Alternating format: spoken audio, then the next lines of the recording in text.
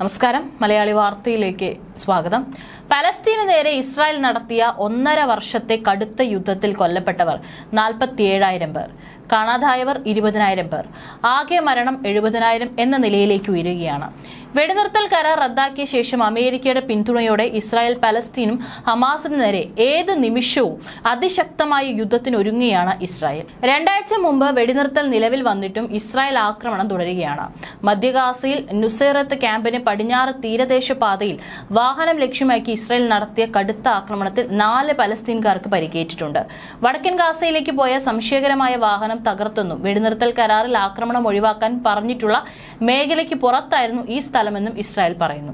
അതേസമയം മരുന്നും ഇന്ധനവും അടക്കം സഹായം ഗാസയിലേക്ക് കടത്തിവിടുന്നില്ലെന്നാണ് ഹമാസിന്റെ ആരോപണം. വെസ്റ്റ് ബാങ്കിൽ ഇസ്രായേൽ ഇപ്പോഴും ശക്തമായ ആക്രമണം തുടരുകയാണ്.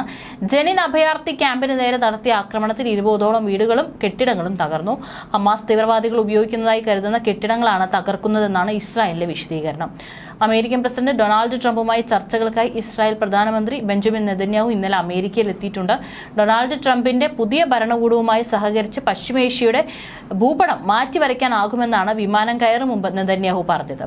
അതേസമയം പലസ്തീനിൽ കൊല്ലപ്പെട്ട 76% പലസ്തീനികളുടെയും മൃതദേഹങ്ങൾ കണ്ടെടുത്തതായി ഗാസ ഭരണകൂടത്തിന്റെ ഇൻഫർമേഷൻ ഓഫീസ് പറയുന്നു. 15,000 പേരുടെ മൃതദേഹങ്ങൾ കെട്ടിടങ്ങളുടെയും വീടുകളുടെയും അവശിഷ്ടങ്ങൾക്കിടയിൽ കുടുങ്ങിക്കിടക്കുകയാണെന്നും പലസ്തീൻ വ്യക്തമാക്കി. കെട്ടിടാവശിഷ്ടങ്ങൾക്കിടയിൽ കുടുങ്ങിക്കിടക്കുന്നവരെല്ലാം കൊല്ലപ്പെട്ടതായി കണക്കാക്കുമെന്നും പലസ്തീൻ ആരോഗ്യ മന്ത്രാലയം വ്യക്തമാക്കിയിട്ടുണ്ട്. ഇസ്രായേൽ വംശഹത്യയിൽ ജീവൻ നഷ്ടപ്പെട്ടവരിൽ 18,000 പേർ കുട്ടികളാണ്. ബോംബ് വർഷത്തിൽ 214 നവജാത ശിശുക്കളെയും സൈന്യം കൊലപ്പെടുത്തിയതായി ഹമാസ് പറയുന്നു.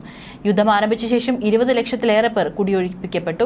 അടിസ്ഥാന സൗകര്യങ്ങൾ പോലും ഇല്ലാത്ത സാഹചര്യത്തിലാണ് അഭയാർത്ഥികൾ 1.5 വർഷത്തോളം ജീവിച്ചത്. പീരങ്കികളും ഡ്രോണുകളും ഉപയോഗിച്ച് ഇസ്രായേൽ സേന നടത്തിയ നിരന്തര ബോംബിടലിൽ 1,10,000 പേർക്ക് വിവിധ തരത്തിലുള്ള പരിക്കേറ്റിട്ടുണ്ട്.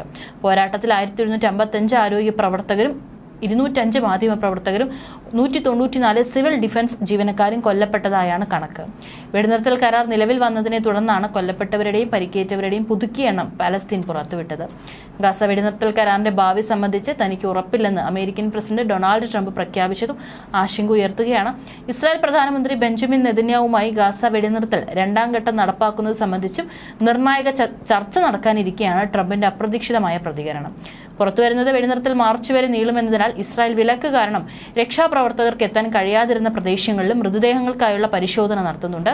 ഗാസയിൽ ഇസ്രായേൽ വംശഹത്യ നടത്തിയെന്നും അതിന്റെ ഉത്തരവാദിത്തം ഇസ്രായേൽ സർക്കാർ ഏറ്റെടുക്കണമെന്നും ആംനസ്റ്റി ഇന്റർനാഷണൽ ആവശ്യപ്പെട്ടിരിക്കുകയാണ്. അതേസമയം ഗാസയിലേക്ക് കൂടുതൽ സഹായം എത്തിക്കാൻ ഖത്തർ എയർ ബ്രിഗേഡ് രൂപവൽക്കരിക്കുകയും ചെയ്തു. റാഫ അതിർത്തി വഴി കൂടുതൽ രോഗികളെ ചികിത്സയ്ക്കായി പുറത്തേക്ക് കൊണ്ടുപോകാനും നടപടിയായിട്ടുണ്ട്. ഗാസയിൽ നിന്ന് പലസ്തീൻകാരെ തുടച്ചു നീക്കി അവരെ മറ്റ് അറബ് രാഷ്ട്രങ്ങളിൽ പുനരധിവസിപ്പിക്കാനുള്ള ട്രംപിന്റെ തീരുമാനം തള്ളിക്കളയുമെന്നും ഇറാൻ പറഞ്ഞു. ഗാസയിൽ ബാക്കിയായ എല്ലാ ബന്ദികളെയും വിട്ടയക്കുക, പകരം ഇസ്രായേൽ തടവറകളിലുള്ള പലസ്തീൻകാരെ മോചിപ്പിക്കുക, ഗാസയിൽ നിന്ന് ഇസ്രായേൽ സൈന്യം പൂർണ്ണമായും പിന്മാറുക തുടങ്ങിയവയാണ് 2ാം ഘട്ട വെടിനിർത്തലിനായി മുന്നോട്ട് വെച്ചിരിക്കുന്ന നിബന്ധനകൾ.